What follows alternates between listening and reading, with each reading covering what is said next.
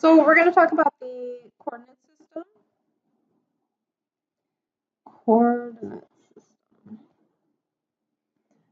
A lot of times it's called the Cartesian coordinate system. So we use this when we start not just solving equations with x's in them, but when we want to deal with two variables. So we're going to have an x and a y. So you can see I have below the Cartesian coordinate system where we have a vertical line and a horizontal line, kind of like a number line if you just look at the horizontal, but then now we also have the vertical. So that's where we have not just x, but also y. So how we represent our points in this coordinate system is with an x and a y, and we show that in parentheses with a comma between them. So when we do this, the x is always the horizontal. So the x-axis is the horizontal. So when we go to the right, notice it's plus, to the left it's negatives. And then the vertical is the y-axis, x-axis, y-axis. Going up is positive, down is negative. So when I'm saying that right, left, up, down, we're saying that we're starting right in the middle. So right in the middle is called the origin.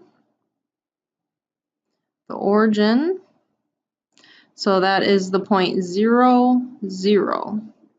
So right in the middle is the origin, 0, 0. So from there, we can draw other points. Before we do some examples, let's also look at what the quadrants are. So let me switch colors so it's a little more clear. So the quadrants, we start in the positive and positive. So in that quadrant, I'm just going to abbreviate quad, this is quadrant 1. That's where we start. And for some reason, we always use Roman numerals to show which quadrant we're in. So the top right is quadrant 1, and then we go counterclockwise. And to the left is quadrant 2, and then down where we have negatives and negatives, that's quadrant 3, and then the bottom right is quadrant 4. So we can either lie on an axis or within a quadrant. Okay, so let's do some examples. So let's do some examples. Let's say point A is 3, 4. Let's say A equals 3, 4. So that's the point, 3, 4 in parentheses like that. So that means we start at the origin, and then we go 1, 2, 3 to the right, and then up 1, 2, 3, 4. So I'm putting little dots, but really that more solid dot, that is point A. How about B? Point B, let's do -4, 1. So we start at 0, 0 again. So we go -4 first, so that's my x. So notice the first one is always the x, so that's the right or left. So we go to the left 4, and then we go up 1, and that is point B. Okay, we'll go back and talk about the quadrants in a minute. How about point C? Let's make point C -2, 0. -2, 0. So that means we go to the left 2, and then since y is 0, we don't go up or down, so we stay right on that axis. So that is point C. Let's do one more.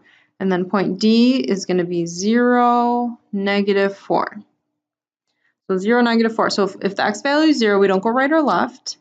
The y value is -4, so we go down 1, 2, 3, 4. Down 4 is where point D is. So now if we're asked, well, what quadrant is this in, or what axis? So if we look back at point A, so this would be in quadrant 1. Quad 1, Roman numeral 1. B is in 2. And C, so C it's on the x-axis. So it's not necessarily in a quadrant, but it's right on the x-axis. And then D is right on the y-axis because it's straight down.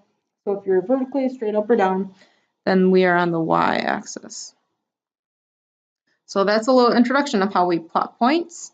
Let's do one more. Let's say, so on this time, I'm going to put a point down. Let me switch colors here.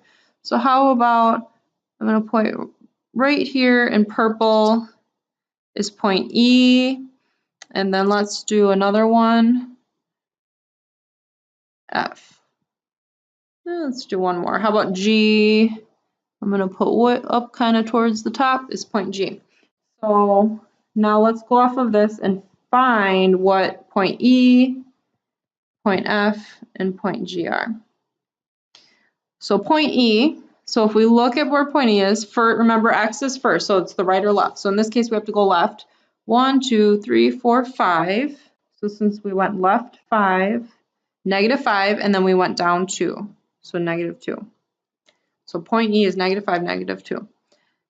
For F, we actually go to the right first. 1, 2, 3, 4, +5, and then down 4, so -4.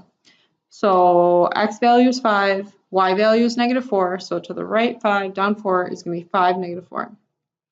And then last G, remember right and left is first. So if I'm not going right or left, it's straight up. So that means my X value needs to be 0.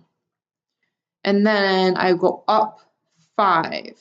So 0, 5 would be the point for G. So that's an introduction to the how to plot points. And then that can be used to graph lines.